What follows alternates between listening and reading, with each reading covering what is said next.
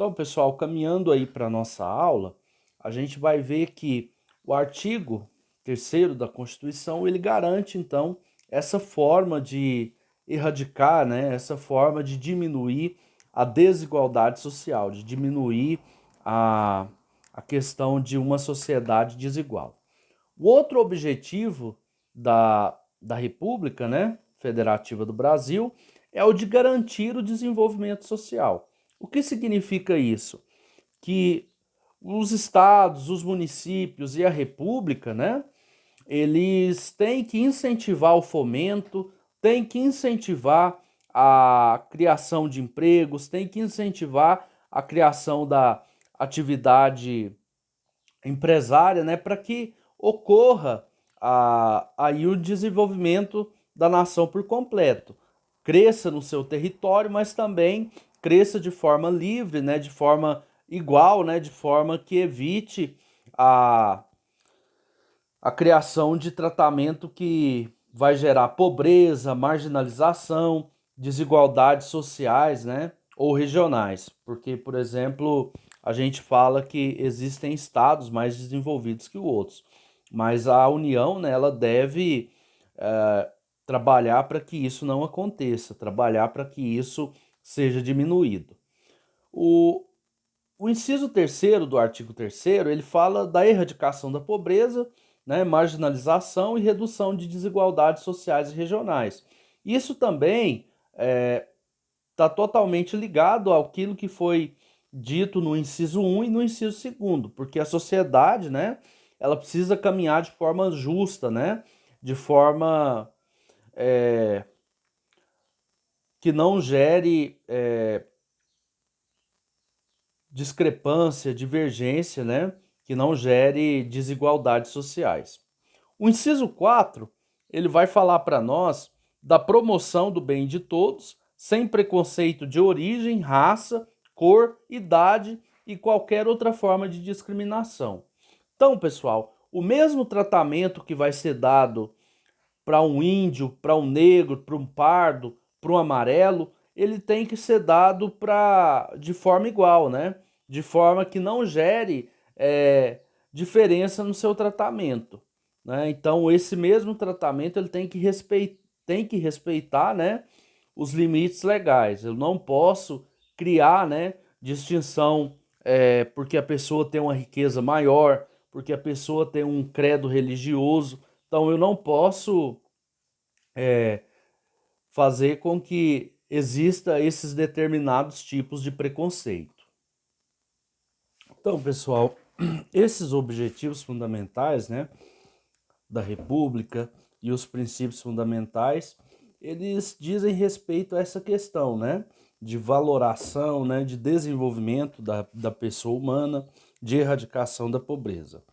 Mas ainda, pessoal, a República, né, o Estado, o Estado brasileiro, ele deve se relacionar de forma harmônica, né, com os estados estrangeiros, com os países estrangeiros, né?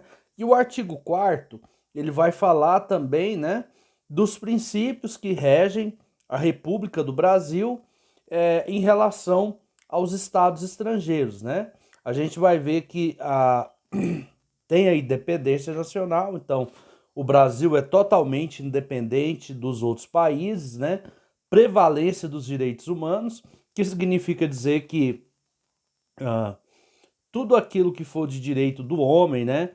De direitos e garantias fundamentais, que estiver de respeito à pessoa humana, eu tenho que proteger tanto de uma pessoa que é cidadã brasileira quanto de uma pessoa que é cidadã estrangeira, né?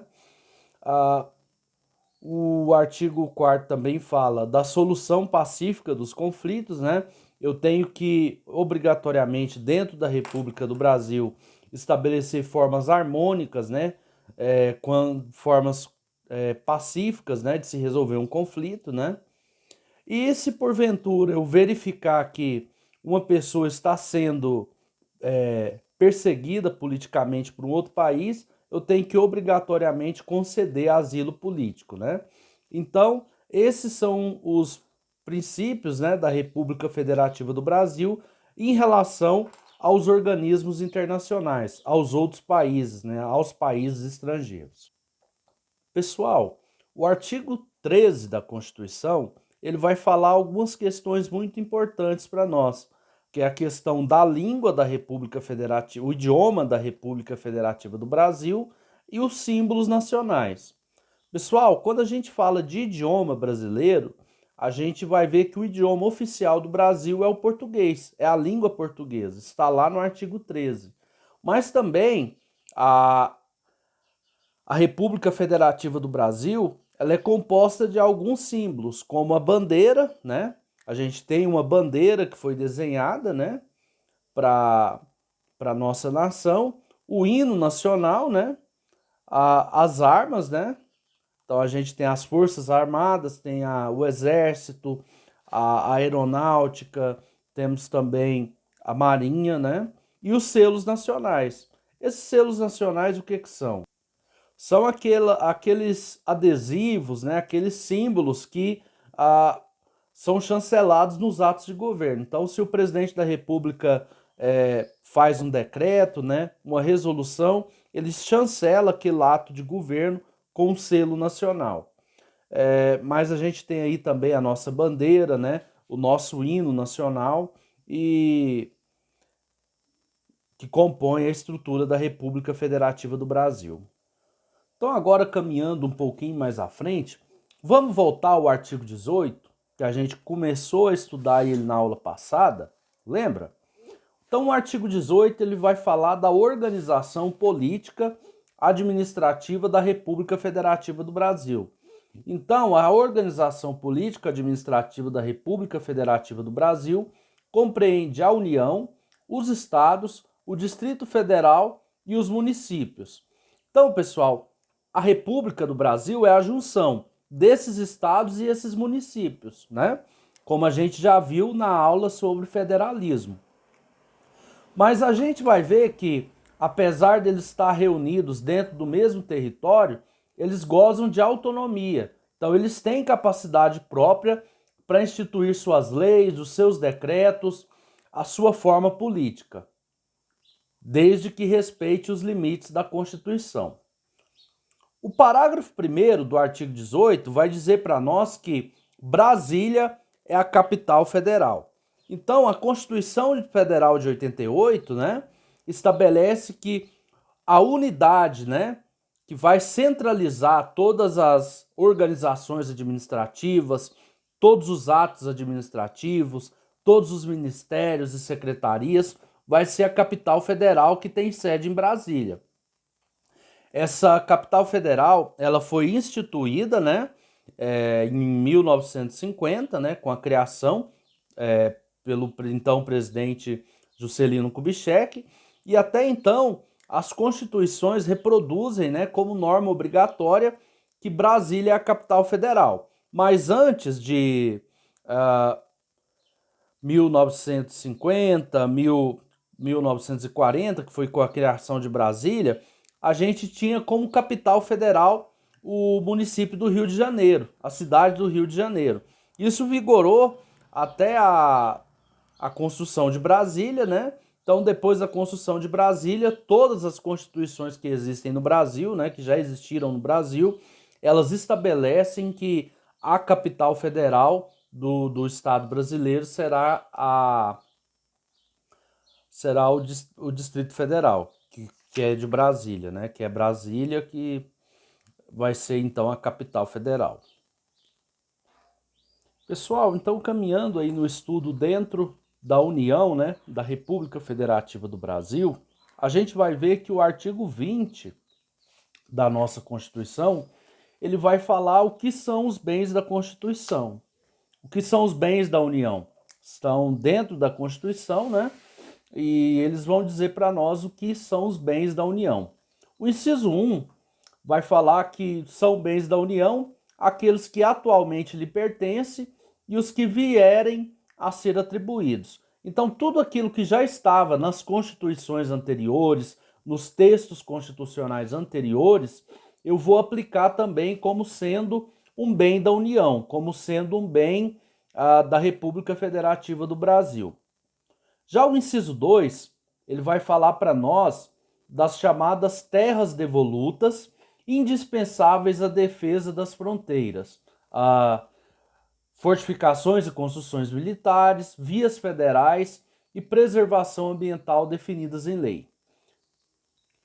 Então, esse inciso 2, né, vai falar que tudo aquilo que a União precisar, né, para desenvolver políticas de fronteira, né, desenvolver política de preservação ambiental, a União vai poder fazer o tombamento, né, o processo de tomada, e isso vai ser incorporado como bem da União.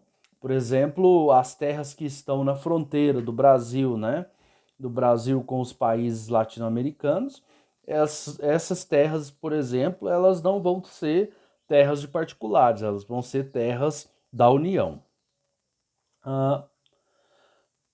A outra questão que vai também ser de propriedade da União, a questão dos lagos e rios, né, que banham o território nacional.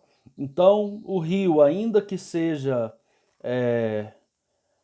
municipal, que seja um rio estadual, que seja, ele vai ser considerado como bem da União, né? Como bem da República Federativa do Brasil. Outra característica também que vai configurar como sendo bem da União são as ilhas, né? As ilhas marítimas, as ilhas fluviais. Então, todo tipo de ilha costeira, mar territorial, né? Então, isso vai ser considerado como bens da União.